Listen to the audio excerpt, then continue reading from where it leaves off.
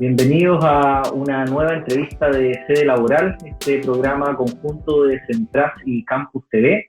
Nos acompaña en esta oportunidad Jorge Arredondo. Él es abogado de la Universidad Diego Portales, tiene cursos y diplomados en Derecho Laboral, tiene un máster también en Derecho del Trabajo y de la Seguridad Social de la Universidad Rey Juan Carlos, es profesor de Derecho del Trabajo en la Universidad Diego Portales y en la Universidad Adolfo Ibáñez, y es director del Grupo Laboral en la oficina de abogados de Albagli Paliasnik.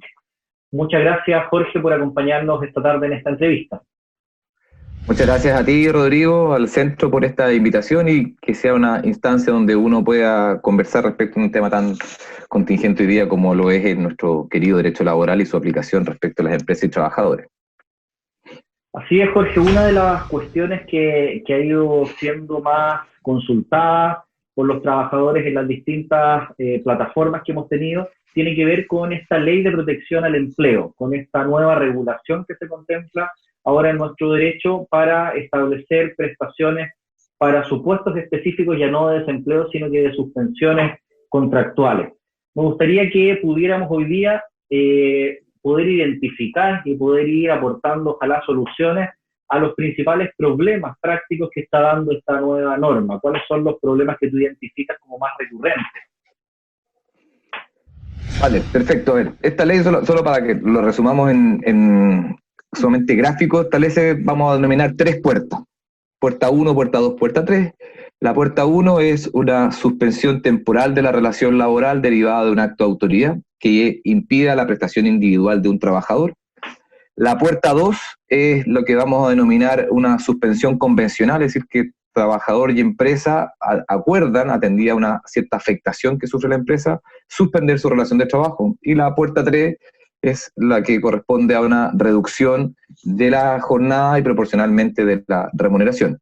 Esos son, a grandes rasgos, los cambios que hace esta ley, que no es un cambio sustantivo a la normativa orgánica laboral, sino que más bien es un tema más bien propio de seguridad social, porque es una modificación y un acceso a una prestación que estaba reservada para casos de cesantía y ahora con esta nueva ley por un periodo transitorio. Esta ley no tiene una vocación de permanencia en el tiempo, viene a resolver un problema puntual. Lo que se establece es que en estos casos, ya sea de suspensión o de reducción de jornada y de remuneración, el trabajador puede acceder a una prestación que estaba en un principio reservado para otros fines.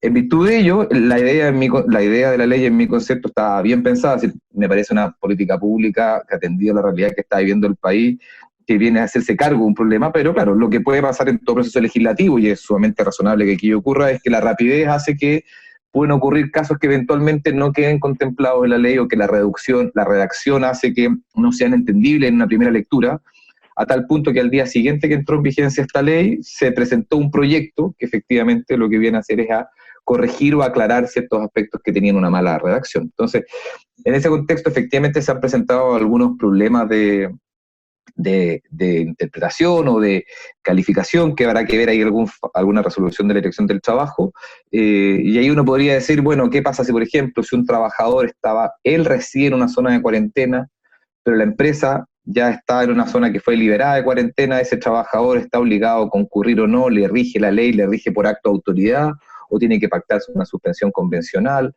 Entonces, se han presentado unos problemas prácticos que no sé si quieres que vaya yo eventualmente adelantándolos, o tú tienes ya algunos sobre los cuales hipótesis que te gustaría conversar.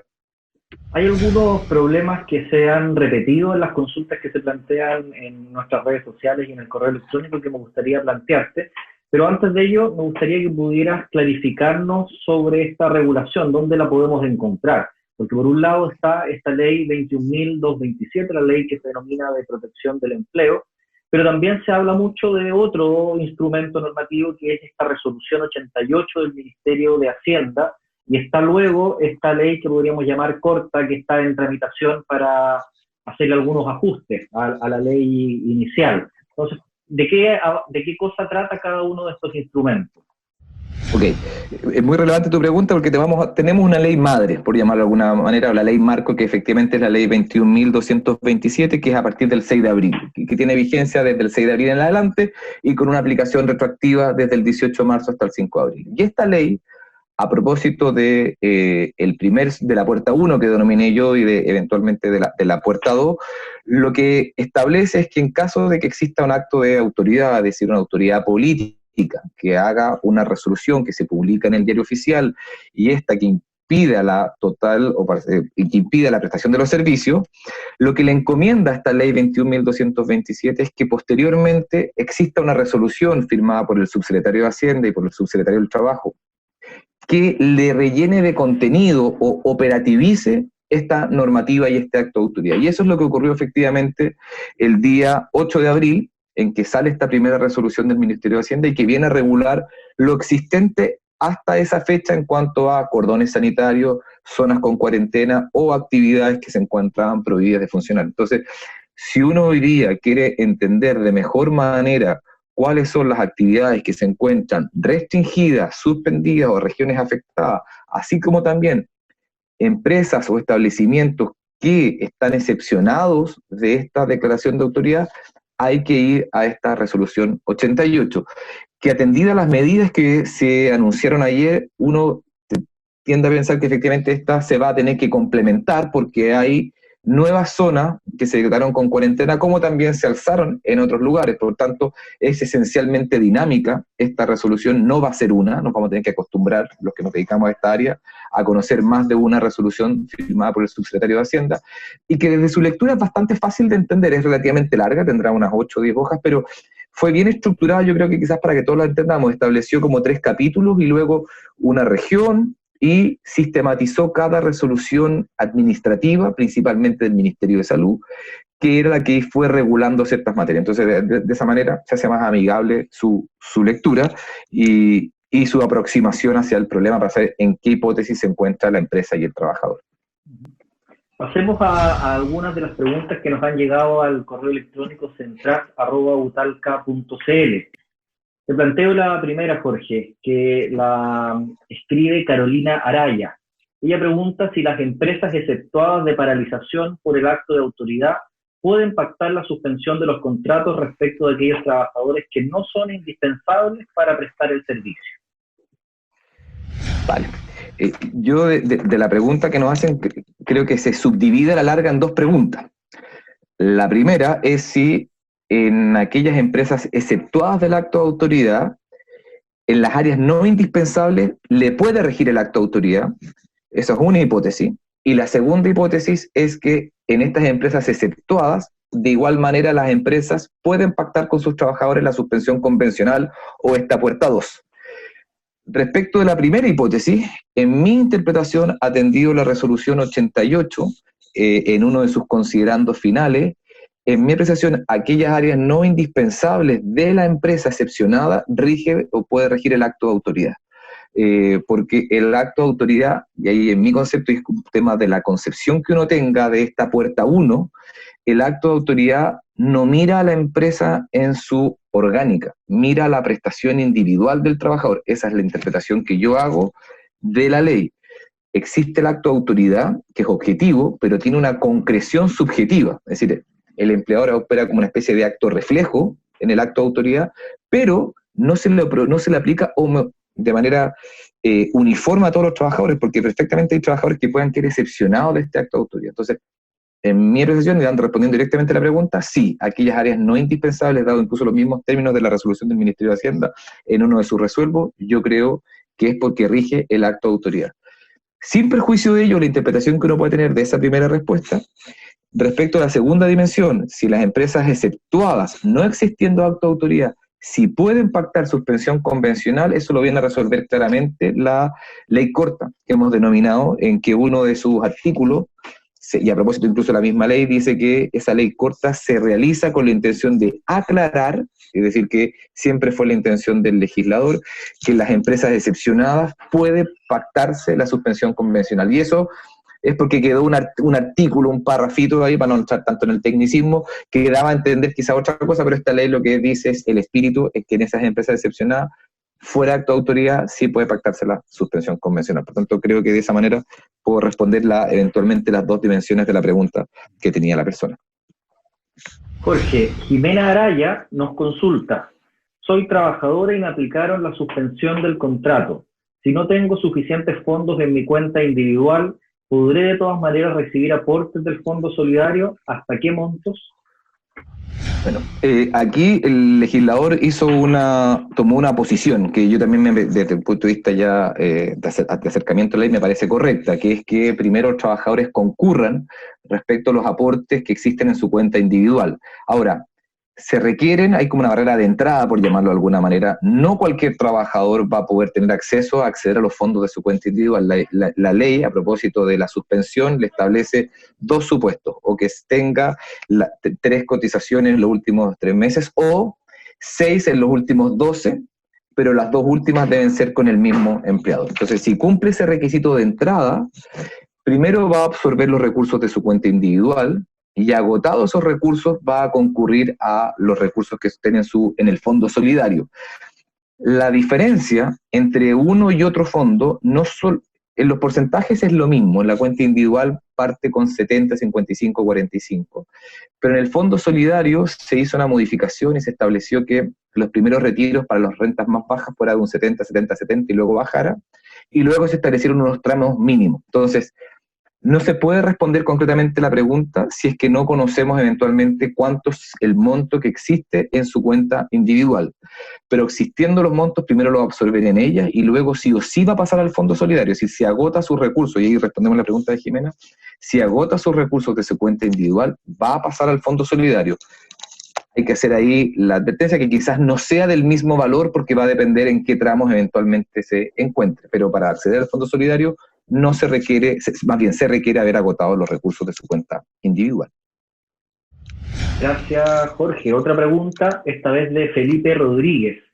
Soy un trabajador a plazo fijo y se aplicó la suspensión de pleno derecho por trabajar en una empresa que está en cuarentena.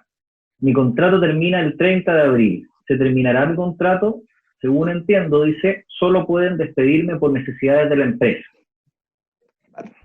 Ahí respondiendo a la pregunta, me parece muy aceptada la pregunta de Felipe, porque nos lleva a una toma de posición respecto de qué causales son aplicables en caso de actos de autoridad, que en la hipótesis, el escenario que yo he presentado denominé como la puerta 1, que él dice se suspendió de pleno derecho si estamos en la puerta 1 que ocurrió por acto de autoridad.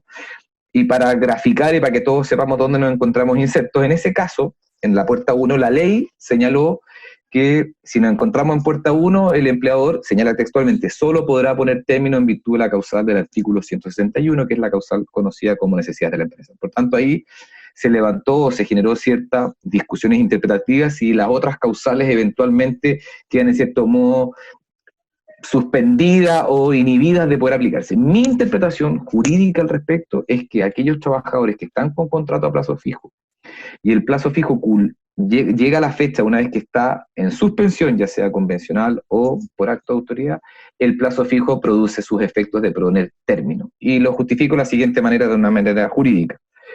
El vencimiento de plazo está contemplado en un artículo especial que parte con la enunciación que dice el contrato de trabajo terminará, y lo hace de manera imperativa.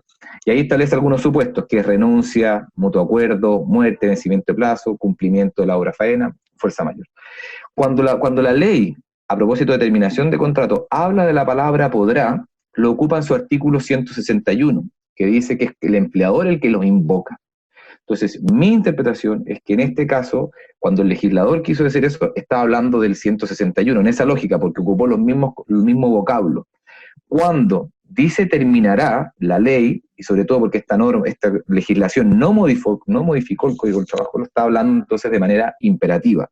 A tal punto incluso, que cuando el legislador quiso modificar una de las causales de terminación, lo hizo en una de las partes finales de la ley, y lo mencionó a propósito de la fuerza mayor y dijo que queda en cierto modo circunscrita o limitada la posibilidad de ejercer la fuerza mayor invocando los hechos de la pandemia. Entonces, mi interpretación es que cuando el legislador ha querido dotarle al plazo fijo de una duración mayor que la vigente, lo ha dicho expresamente, y este no es el caso.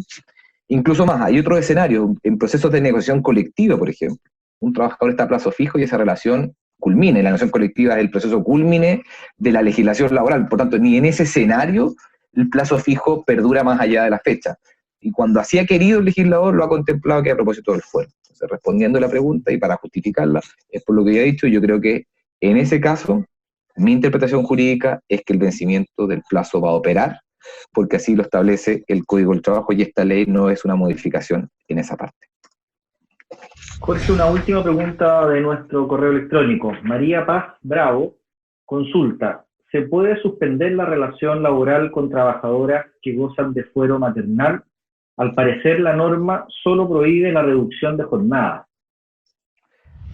Así es, como señala María Paz, la única referencia que hace esta ley 21.227, conocida coloquialmente como protección del empleo, es hacer una restricción de personas que no pueden pactar reducción de jornada, y ahí habla del fuero laboral. Cuando estamos en puerta 1 o en puerta 2, como coloquialmente le he señalado, no hay ninguna referencia a esa materia. Y no existiendo referencia, mi interpretación es que es perfectamente posible entonces poder pactar la suspensión en la puerta 2 o que opere la suspensión por acto de autoridad pese a que exista fuero, porque no es un impedimento, no es una categoría o una situación que se tuvo en consideración en las dos primeros supuestos. Porque tú mencionabas hace algún rato un espacio de acción que puede tener un eventual dictamen, incluso un esperado dictamen, podríamos decir, de la Dirección del Trabajo. Pero la pregunta es, ¿quién interpreta administrativamente esta normativa? ¿Es la Dirección del Trabajo la llamada a hacer esa interpretación o es otro órgano? Así es, Rodrigo, esta es una inquietud que incluso en otro escenario hemos tenido posibilidad de compartirlo, y a mí lo que me ocurre es lo siguiente: efectivamente, toda normativa laboral, la Dirección del Trabajo por ley, por su ley orgánica, tiene la facultad de interpretarla, es decir, fijar su sentido y alcance, poder determinar qué es lo que quiso decir el legislador, y es lo que corresponde con toda ley laboral. Pasó hace poco incluso con el teletrabajo, una norma que rige desde el 1 de abril, días después, la Dirección del Trabajo en un dictamen más o menos 10 hojas, fijó su sentido y alcance. Desde el punto de vista técnico o jurídico, la Dirección del Trabajo siempre, a propósito de prestaciones del seguro cesantía, se ha declarado que no tiene competencia para resolverlo, porque es una materia más bien propia de la administradora de fondos de cesantía y de la superintendencia de pensiones. Y ahí ha existido bastantes dictámenes, independiente de las administraciones políticas, para que eventualmente no tengamos conflicto en esa materia, que existe esa inhabilidad. Por tanto, esta es una ley, la 21.227, que no modifica el Código del Trabajo. Incluso solamente uno podría decir que hay cierta referencia a propósito de esta causal de fuerza mayor o la cesantía involuntaria en que quedan las personas beneficiarias de la ley. Pero la ley lo que hace es modificar la ley de acceso al seguro cesantía. Por tanto, si bien hay materias laborales, lo referido a las prestaciones, los requisitos, son materias más bien propias de la Superintendencia de Pensiones. Entonces, yo creo que aquí hay un desafío interesante para la Dirección del Trabajo, para primero justificar su ámbito de acción y decir cuáles son las materias en las cuales la dirección va a tener competencia para resolver. Uno creería que debiese ser con suspensión, con esta causal de necesidades de la empresa, con reducción de jornada, con las personas que están exentas de jornada o no, esas materias. Pero lo referido a prestaciones, requisitos, remuneración imponible, en mi concepto son cuestiones que deberá hacer la Superintendencia de Pensiones, que hasta lo que sabemos, creo que ayer o antes de ayer ya dictó 2 oficios, yo no he podido tener acceso a él hasta el momento, en que le indicaba a la AFC los requisitos para hacer operativo, pero yo creo que ahí puede generarse un conflicto de competencia, y es muy relevante por un tema de coherencia que vayan de la mano las interpretaciones, pero también que queden claro la delimitación de atribuciones que puede tener cada organismo. Jorge, tú has comentado también que está en trámite esta ley corta, que pretende hacer ajustes, modificaciones, aclaraciones incluso, respecto de la ley madre, la ley 21.227. ¿Cuáles son, a tu juicio, esos principales ajustes, si tú pudieras identificar los principales cambios que podrían haber a esta normativa? Lo más relevante creo que es lo referido a aporte que hace el empleador en los casos de suspensión. La ley salió con que en caso de suspensión, ya sea por acto de autoridad o convencional, el empleador asume la obligación de pagar el 50% de las cotizaciones teniendo como base de cálculo la situación previa a la suspensión. Como te decía, el 7 de abril se presentó este proyecto de ley que lo que intenta es que estas cotizaciones suban. La Comisión de Trabajo ya lo despachó al Senado y va en la lógica de que salud vaya en un 100% y pensiones vayan en un 50%, siguen estando excluidas ley de accidentes del trabajo y enfermedades profesionales, porque como hay suspensión no hay un riesgo creado en esta materia. Entonces, uno va a ir en la línea de aporte del empleador por concepto de cotizaciones, lo que me parece claramente relevante, que efectivamente no se cotiza al 50, sino que a un monto mayor.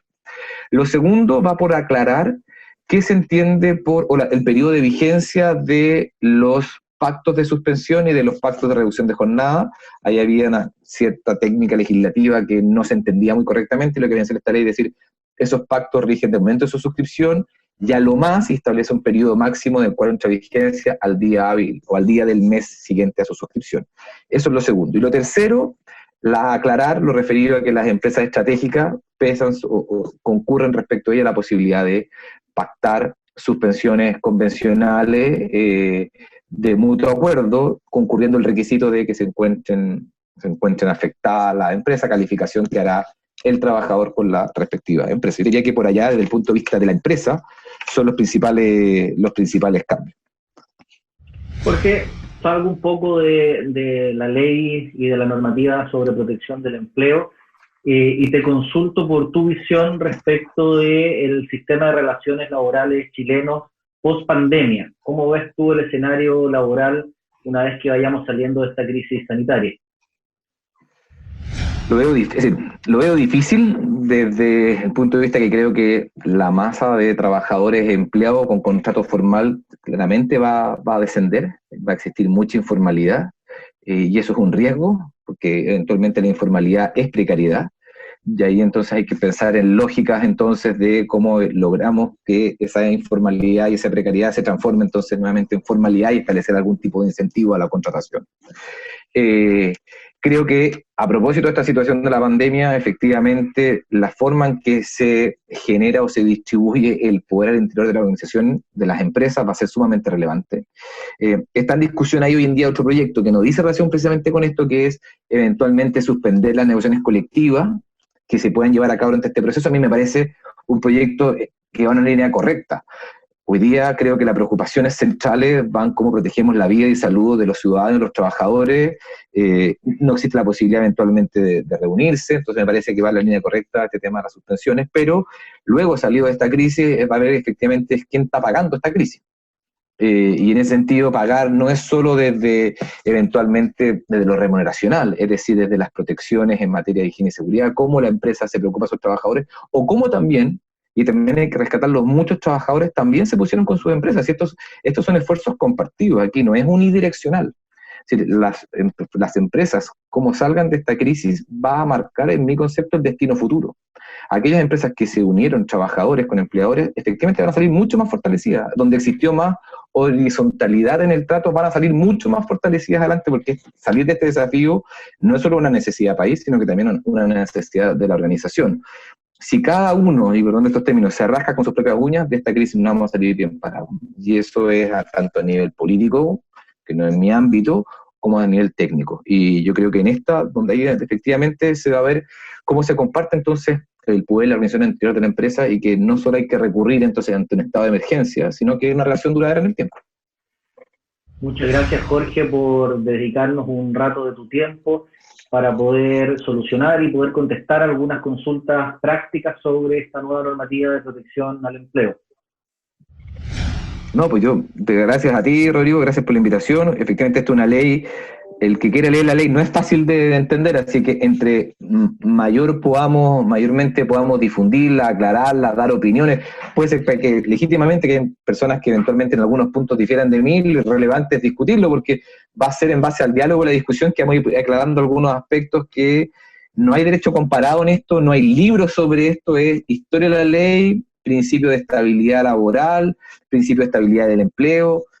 Son ellos los que nos van a ayudar a tener certeza de dónde estamos parados, lo que quiso decir alguna norma en concreto. Conversamos entonces con Jorge Arredondo, profesor de Derecho del Trabajo y director del Grupo Laboral en Albagli Saliasnik. Nos vemos en una próxima entrevista y los invitamos a seguir escribiendo a centraz@utalca.cl.